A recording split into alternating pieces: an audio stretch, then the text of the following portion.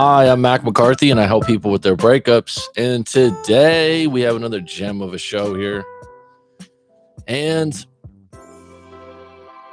breakups are happening every day. If you want to send your story into writemac.com, the link is in the description below with the story that's going to be unpacked today. Actually, 2 stories on deck.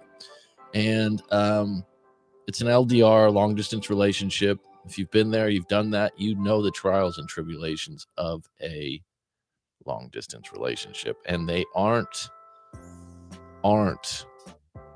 long term usually. That's why they're called long distance relationships, not long term relationships.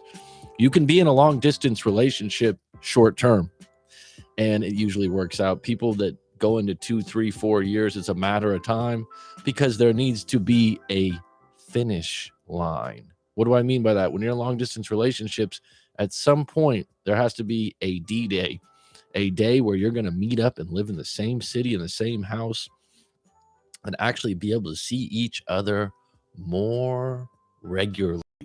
What a concept. But recently I've realized that a lot of people have accepted being in these long distance relationships because of the COVID thing, being online, and they've just adapted, right? And there's some people, they don't even call them long distance relationships. It's like, that's not even a topic. It's just, that's my girlfriend, that's my boyfriend online, right? And people have comforted their way into these things. But reality is people do like physical affection. There's something to that, right? So what happens over and over again, someone gets tired of the distance and breaks up with the other person, or starts seeing someone else, lies about it, and then things break up, so on and so on. So that's how it usually ends up. But don't be scared of a long distance relationship. Just know what you're getting into. And this is one of the biggest things too. If it's your first long distance relationship, a lot of times you just assume because you don't know. It's actually called ignorance. Ignorance does not mean you're dumb. It means you don't know what you don't know. And you literally go into it thinking, oh, this will be just fine and great.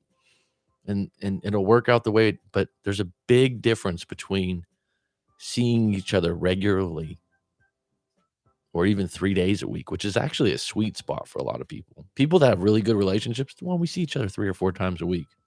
Actually, missing each other has value. Doing it for years or 9 months or 10 months, it's a little bit too long. Okay? So you really have to realize that. You really have to. And usually you don't really get it unless you're in the breakup. And then you look back, you write out your story, you think about things, you talk to your friends, you think to yourself, oh shit, the distance really was a problem. I thought we could do that forever. And here's the part about the distance. If they live in a better city with better resources, with more options, they're more likely to break up with you because they're getting approached and things have been dormant for quite a while, if you will. And that's when they move on. That's when they have a story to tell you, or they stop contacting you a little bit. They get a little bit cold, right? So I got a story to get into today. We have 3 on deck. 1 like. I appreciate it. I haven't been on for a few days, but we're going to get it cooking. Welcome all. And please put in the comments below if you have a story you want to share, you had an LDR go wrong, or if you have any kind of question that you want answered by the end of this story. That's no problem at all. This is a full service live stream. So, with no further ado, let's get into it.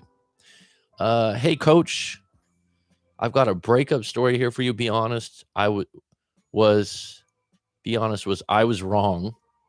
I'm 35 and she's 26. We were together for 2 years, but saw each other off and on for 5 years. Those years were long distance and mostly just when I was in town to visit her, but we weren't official.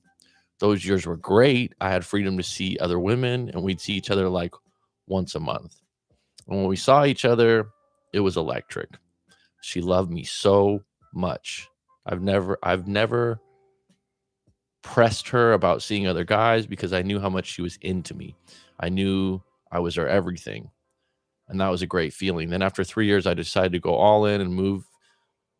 So 3 years, you were long distance. Let me rewind this. 3 years. Then after 3 years, I decided to go on. We were together for 2 years, but just saw each other off and on for 5 years. It's a little bit confusing. Then after 3 years, I decided to go all in and move to her city, as my job had now allowed me to be online and all the time. So I went all in. The first 6 months were DJs every day. I think you meant BJs every day, but okay. This is why you, before you send in your story, please rewrite it and edit it a little bit. Take some time with it. So the first 6 months were DJs every day and breakfast cooked in bed for me. It was great. Sounds great. It always starts great. Then a woman that I had been seeing off and on while we weren't official decided to drop into town. I was in contact with her still, and to be honest, I never told her I had a girlfriend now. Well, that's convenient, right? Little white lie. That's a big lie. Here's the thing. I didn't invite her to see me. She came as a surprise and also said there was a conference in town, so that's why she came too. I ended up meeting her at the hotel, and we hooked up, and I felt really guilty afterwards. I mean, really guilty. It was so much different than when I didn't live with my girlfriend. Well, once you live together, it's a different level of connection, and that guilt is telling you something, that you've done something wrong, and that you really love this full-time official girlfriend a lot more than you realized. It's an alarm going off in your heart, bud. Then I talked to a buddy about it, and he said, just don't say anything and keep moving. Okay, so your buddy is going to tell you what he would do, and that's okay as long as you respect how he rolls, how he moves, okay? If your buddy isn't someone you admire in his own relationships, then don't ask his advice. He's just going to tell you what he would do. He says, talk to the buddy. He said, just don't say anything and keep moving. Men cheat. It happens. If you feel bad, don't do it again. Well, that's simply said. I went home that day, and my girlfriend, within 2 hours, knew something was wrong, and I didn't know how to handle it. I clammed up. I said nothing. And then she kept pushing me. I just lied and told her work was stressful. She pressed me more, and I just snapped for her to leave me alone. She got upset and then shut me out for 2 days. And then she came back to me after 2 days and asked if I was seeing someone else. So there's individuals, they're not psychics, but intuition is increased when you live together. Okay. People's intuition can be wrong, but when you live together, it's just like family members. You get to know people so well. It's like your consciousness melts with them. So it's not by chance that she picked up right away that something wasn't right. Your guilt had a stench to it. Okay. So your buddy wasn't going to be able to tell you that one. I lied again, and she said, I know you're lying. I felt like actually I wasn't seeing someone else, just had slipped up, but I couldn't tell her. Our relationship went on okay after that, but looking back, I wasn't ever the same. Well, when you carry guilt, you won't be the same. The truth will set you free in a lot of cases. Or there's some people out there that they just don't feel guilty about doing things like this. If you feel guilt, it's going to affect you. It's going to affect your health. She'd question me a lot after that. And I'll admit, I met that other woman again in her hometown. And again, I felt guilty afterwards. Well, you got to figure out why you're doing that. This time my girlfriend found out. She had checked my emails and got some info I couldn't lie about. So I told her the truth about both times, and she immediately broke up with me. And she mentioned that how stupid do I think she was? That if I would have told her the first time, it could have been worked through. But 2 times of lying is something she won't accept. Well, you'll never know the answer to that, and it's quite possible. That's just her way of making you feel worse, but she could have, thrown you out the first time. But the fact that, and I've heard this many times in breakups, if you've lied and then you admit that you were lying and the lie was a whopper that you added another whopper to. So what I mean by that is you had an opportunity multiple times to come clean. what happens with that is now they just think that you're fully capable of lying unless you got caught. And there's some truth to that, right? Because people make mistakes, but you got to face it. And I think when someone knows, and people will set you up too. I've seen this in relationships where they know you've done something wrong and they keep giving you a chance to come clean. And as you continue to lie, you just build a case of being a professional liar. And I'll talk about that after we get through this story. Now it's been a month and we've exchanged some texts, and this week she agreed to meet for dinner, but I can't help but think she's just going to drill me over the head for what happened in the past. Oh, so so now it's been a month. We've exchanged some texts, and this week she agreed to meet me for dinner. Well, I mean, you said she was head over heels for you. She's loved you so much. You got a little bit of an age gap there. She's going to want to make you pay. I've talked to guys about this. If you did something wrong, it's not going to just be easy. She's going to want to bring this up a few more times probably. But if she's agreeing to get dinner, that's the start of reconciling. Make sure whatever you apologize for, you specifically apologize for what you did wrong, not more than that. So what tends to happen is someone gets on a roll and they start adding things to the fire, and you need to correct them. Go, no, this is what happened. That isn't what happened. I'm not going to take that. That's not true. So you need to, if she starts saying, well, you cheated, and I think you cheated with other women too, you got to stop her right there and go, no, look, I'm telling you the truth right now. This is what happened. This other stuff that you're coming up with, it's not true, and I'm not going to say sorry for that. And look her in the eye. You got to go on offense a little bit because it's a test.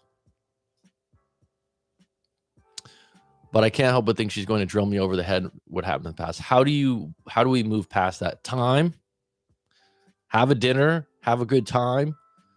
Be honest. Lead with good intentions. If she chooses to keep bringing it up over and over again, then you have to decide to yourself, how many times do I want to say sorry? Some people can let things go. They want you to pay a little bit. That's why she hasn't talked to you for a while. But if this is going to work out, it's going to be baby steps. And for probably the first month or 2 months, you're probably going to be restricted to some things that you enjoyed before, like the DJs every day. Okay. How do I approach this situation? I'd say one date at a time. So go out to dinner, have a good time. Don't overdo it. Don't be different than who you were when you first dated. Don't get a horse and carriage and give her a ring and tell her that you'll never leave her. You don't need to go over the top. You need to have a good time, be secure and consistent with who you were in the past. And if that comes up again, go, look, it's in the past. I told you the truth. I want to move forward from this, and I'm willing to do what it takes. I really do want her back. Well, I can tell you want her back. I hope that helps you. If you want to book a live coaching session, we get a little deeper, because I'm sure there's a little bit more deepness to this. You'd probably want to get to the bottom of why you cheated in the first place. Is that connected to something perhaps outside of all this? I don't know. Is it something that you can address? I don't know. So we got 7 on deck, 5 likes. If you have anything to say in the comments, go ahead and put it below. If not, all good. We do have another story on deck. Let's check it here. Hello, Coach Mac. I got a story to share. My ex is a complete narcissist. I've heard that before. Says who? You? All he does is manipulate and do things for himself. I'm 34 and he's 35. He's been this way his whole life, evidently. I talked to his friends and family over the years, and they're not aware of what a real narcissist is. I actually talked to his dad about it, whom isn't very educated, and got upset with me telling him that his son is who he is and he's not a bad person. Well, I've talked about this before. Go to friends and family, especially parents, and start talking shit or anything negative about their kid, and they're going to get defensive. Okay. So the idea that he's not educated and you've, let me guess, educated yourself on narcissism through the internet. If you've watched my channel before or you followed me, I'm not into labels. There's a place for it. If you want to use them, it's fine. I don't really think it does you a favor. I like to stick to the facts of what happened in a relationship. Labeling someone that, if they are a complete narcissist, be thankful they're gone. Blowing the whistle and announcing it to all their friends and family doesn't make you any better. Move on. Move on from it. Okay? Get out of their web. If they're a real narcissist, be thankful you're done with them. He called me a big baby and told me if I'm not happy, then just to get a divorce. That's his son. What do you expect him to do? Be excited that you're putting him down? I'm sure the son said some bad things about you, possibly. I said, we got 2 kids, and you're suggesting that? I can't believe his parents sometimes. And the worst part is they have money, so they always bail him out with a soft landing when he loses a relationship or job. His current job is good, but it's just a matter of time till he messes that up. So what I'm seeing from you is a negative outlook on things. You don't like his parents. You don't like that they have money because they help him out. You think that he's not going to have a job. So right there, where's the sun at the end of the tunnel? Where's the light? Okay. Why are you with him? And it's not helping that you have this outlook on him. I'm thinking I might just go file for divorce today. I'm just dreading the courtroom with a narcissist like him. Well, you're dreading a lot. I don't have a high-paying job, but I'm a good person. Well, there you go. This is the problem. Okay, let's just be honest. He makes more money. You make less money. His parents have a lot of money. You have 2 kids. You're probably worried about inheritance. And I'm just going to guess that the parents probably help out with the kids from time to time. If you go out on your own, you go through the divorce, you pay the lawyers, you end up in a small apartment. Your ex, who's got rich parents, ends up doing just fine, smelling like a rose, and you're bitter. That's the trade-off. That's the reality.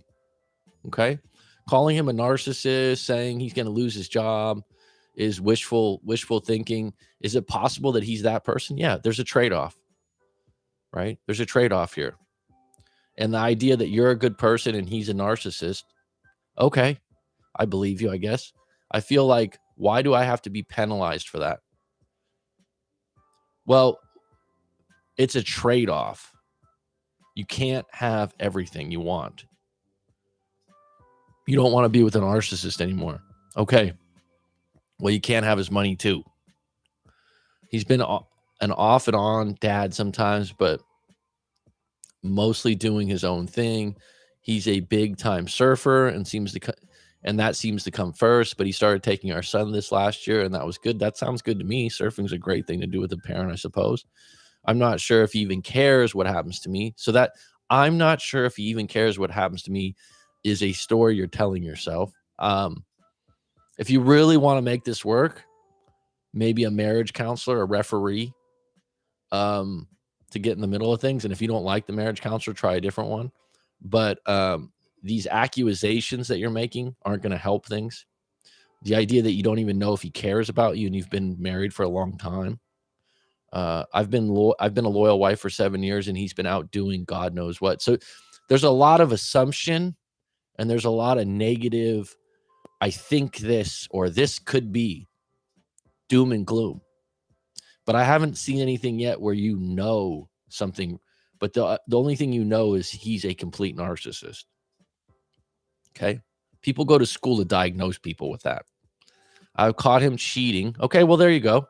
Now you have something. Oh, I haven't caught him cheating, but I know he has. Okay, again, this all points to you looking for the negative nugget.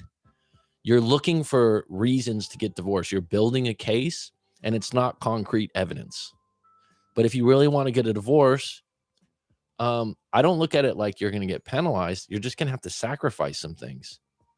And the reason why you get married is to share what you both have. Obviously, he comes from a wealthy family, makes more money than you. That was a benefit of marrying him, probably, if you knew that up front.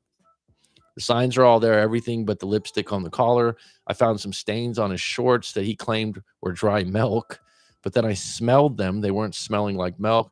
And here's the thing. I don't remember ever ordering milk to drink. Well, I'm not going to get into that. I don't even know where that comes from. No pun intended. I'm not stupid. When I confront confront him. He changes the subject quickly. Right now, we've been split up, but we really are done. I mean, he started dating already. I've had a few one-night stands, and it's been okay. So you're split up. Right now, we've been split up, but we really are done. So you didn't say that in the beginning, but we really are done. Says who? You? All right. I mean, he started dating already. I've had a few one-night stands, and it's been 3 months since we've hooked up. So you say you've been loyal for 7 years, but you had a few one-night stands on the split up. Okay, I got you. And he got his own place 2 weeks ago. I just want to know how to proceed. Should we try marriage counselor for the kids? It sounds like you're dug in on, you know this, you know that. He's a narcissist. He doesn't take time with the kids. You believe he's cheating. There's a lot of things to unpack there. The question would be, does he want to be with you? So if he agreed to a marriage counselor and you want to do it for the kids, that's admirable. That's noble. I'd say go for it. It sounds like the chances are slim with your glass half empty right now. But if you want to give that one good try, go for it. Is there any hope here? Not with your attitude, to be frank. I mean, there's a lot here where there's not concrete evidence, right? I have a feeling he's cheating, but I don't know. I haven't found anything. But there's a milk stain that tells me something. So you're reaching. My parents got divorced when I was young, and I know how much it hurt me. I don't want to do that to them. I can sacrifice some things, but he's got to be more present with this family. So you know what you want. You want more presence. But, I mean, do you want more presence with a complete narcissist? If that's your outlook on this guy, see, what happens is you can go in a marriage when you're together 7 years, you start to stack negativity, you start to stack all the bad things, and nothing filters in that's good. And that's what I see right now. Like right now, it seems like everything's bad. And if that's the case, get a marriage counselor. If it doesn't work, a lot of times people go to a marriage counselor and it seals the deal. Because what the marriage counselor does, from what I've heard, I'm not a marriage counselor, I haven't went to one. They do end up taking a side. And someone gets embarrassed. So I can sacrifice some things, but he's got to be more present with the family. And I've told him that. And he sort of just laughs it off. Well, he just seems like in a different place than you are right now. Right. And you got a lot of bitterness here. So yeah, go for the marriage counselor. If this is what I always tell people about any counselor, coach, or anything like that. If you don't like them, you don't have a good rapport, try a different one. Don't just settle on one that you don't care for, because they're different. Coaches are different. Find one that you have a good rapport with and you believe in. You don't want to go to someone that right off the bat rubs you the wrong way. And then you're right. You're going to have to sacrifice some things. The idea that he has rich parents, he's going to fall on his feet and it's not fair is not going to serve you. Okay. So I hope that helps. If you want to book a live coaching session, please do so. And we can get a little deeper on that because you got some stuff to share. Mark Bennett, welcome. How you doing, bud? Great for him. He got a second shot. A lot of guys don't if cheating has occurred. If he is sincere with apology, cool. But don't play her just for kicks. We miss what we don't have. Good luck, man. Right on, Mark. Yeah, looking at it, it's like people always want that second chance, right? They want to explain themselves. It's like, are you really sorry? Do you really want to do what it takes to be in a better relationship with that individual? And you know what? Absence makes the heart grow fonder is absolutely true. And, it sounds like getting caught wasn't thought of in that case, in that story. But it's always a reality. People do get second chances and a lot of them blow it. And what they do, especially men, over and over again, they get a date with their ex and they just want to get back together. They want to get married. They want a guarantee that you're not going to break up with me again. And they want to know, have you been hooking up with anyone else too? It's like, just go out, have dinner, talk, connect, right? I never forget one guy a while back, fiance he broke up with, and he did cheat on her. She didn't find that out, but he broke it off with her due to his guilt. He had extreme guilt. And he even lied to me in the coaching session, live coaching session. He's paying $125. And he called me back the next day. He goes, I want to talk to you again. I want to be honest. I said, well, I'm not going to accuse you of being dishonest. This is your time. So he's like, look, I cheated with an ex-girlfriend that's an alcoholic, but it's really good in bed. He got it all off his chest. And he's like, my guilt was so hard, so painful that I broke it off with his fiance. And then I wanted the fiance back and she kept the ring and the list goes on. So anyhow, like 6 months went by and they actually worked together. And she didn't talk to him. They reconnected for a dinner. And this guy was planning literally getting horses, having a ring, getting married again. I said, whoa, whoa, whoa, whoa, whoa, whoa. Hold the horses. Just go out like you did when you first were together. Stop putting so much weight on this, because they literally want to start where they left off at. And the person that broke up with them, or you broke up with them, they want you to work a little bit. They want you, they want you to suffer a little bit. Women especially, if you did them wrong, it's not like they're just going to be open hands, open arms, right? It's not for everyone. It's not for everyone. You got to realize that. Second chances are out there, but there are no guarantees. And by the way, one thing I've noticed, and people go, oh, how many people actually get back with their ex? Oh, there's probably a good percentage. How long does it last is a better question. What do you mean? I've seen plenty of people get back and they'll send me an email. Thanks for your help, Mac. Wow, that really helped me out talking to them. I didn't do it. I was there for you. I held space. The circumstances played out right and you got back together. A lot of times they'll break up again because the problem wasn't solved. They got back because of loneliness. They never matched up really well from the beginning. And once you break up, you're more likely to break up again because it's been done. And then the worst one is when people break up just to win an argument. Those are bad. And those are people out there that will just go, well, I'll just break up with you. And then they win the argument.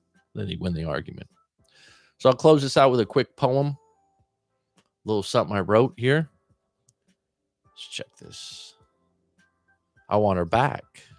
She doesn't want me. I've told her everything. I mean everything. And of course, I love you too. She can accept that I messed up. I believe in a second chance. Not secondhand romance. I believe I deserve a second chance. Please, please, please. Guilt, despair, shame, and some more guilt. How do I shed this wicked guilt? I told the truth, well, most of the truth. And it hurt her. And that hurt me. How do I get her to believe in me, in my love? Stop trying. Be love, be honesty, be you, but better than before. And that, if it's not enough, it's not enough. And that's okay. Learn from this and you'll be better from this. Actions have consequences. Actions have rewards. The seeds of being better are seeds dealing with consequences. The reward is the truth right now. Miguel Coronado. How do I get my ex to forgive me for cheating? It's been 3 months since she found out. Well, Miguel, I suggest that you send your story into writemac.com. I can't really give you good advice when I don't know what happened. It's not a one-size-fits-all for cheating after 3 months. But I'll tell you this. It doesn't involve saying sorry 100 times. Like a lot of people go, well, I'll just say sorry. It doesn't involve that. She's got to miss you. She's got to believe that you were sorry. I'm sure you've already said sorry. But I would really need to know your story. So go ahead and use the link below and either book a live coaching session or send your story into writemac.com. We can go from there. But I'd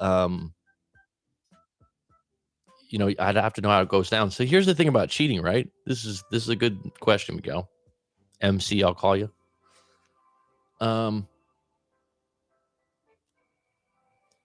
One person that gets cheated on versus another person that gets cheated on will handle it two different ways.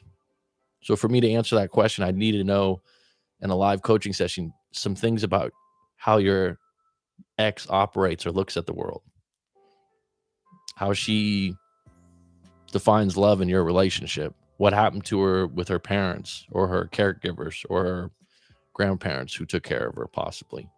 And if that's the case, that's her model, right? So look at it this way. This is what's really interesting too. Let's say you have an individual whose dad cheated a lot and the mom accepted it. But then when the mom was in her 50s, the mom said, "That's enough. I'm going to break up with you." And the daughter loved that dad so much and actually was upset that the mom no longer accepted it. So whenever she has a boyfriend, she accepts cheating because she looks at it like, well, that messed up my parents' relationship. Now, in another case, a kid could look at that and go, I would never accept that because it ruined my parents' relationship. So it's really individually based, Miguel. It's really individually based. But my short answer would be stop trying. Stop trying to get your ex back. Stop trying to get them to forgive you. Be the best you. And that sounds so cheesy and corny and cliche with all this stuff out there right now. But exercise, do your work, right? Be a good man. Being pitiful and sorry is not attractive to women. I confessed to her after I cheated. I felt so bad. I was crying like a baby bitch. We separated for 6 weeks. Then we got back and she said she tried to replace me, but couldn't. Well, that's good. She still has feelings for you. Miguel, I'd highly recommend booking a live coaching session. You don't find it useful and helpful, I'll refund your money. Very good at what I do. Todd C., you are appreciated. Great insight on relationships. Much, much, much appreciated. All right, folks, it's been good. It's been grand. I'm glad to get 30 minutes in here. Hopefully you can come on back tomorrow. If you want to put anything in the comments below, please do. It's been a pleasure. It's curtains.